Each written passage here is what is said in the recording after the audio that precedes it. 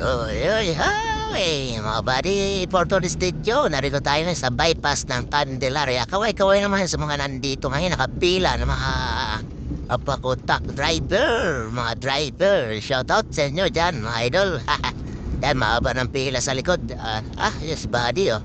Ayan, duman po taga sa kanan, one lane na yan dyan sa tulay. Tulay na kasi yung sonahan. Diba ka na to tayo si buddy? Ingat ka, buddy! Ayos unawain na natin mga ganyan mga idol. Hindi taga may iwasan kung sana baka natatay siya o may nahabol siyang oras. Pero mukha naman siyang empty kaya natin masabi na hinahabol niya yung oras sa pangarga niya. Pero ganyan unawain na lang natin mga buddy.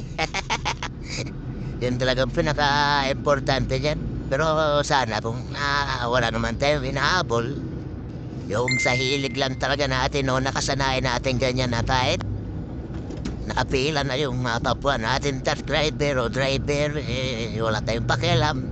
Alam na sa kalsada, respeto. Kaya nga sabi nga nung driver ko dati, sa kalsada, pag hindi makapala mukha mo, wala, talo ka. Pero ako, ayaw ko ng ganon. Sige lang, basta unawain na lang natin mga ganyan.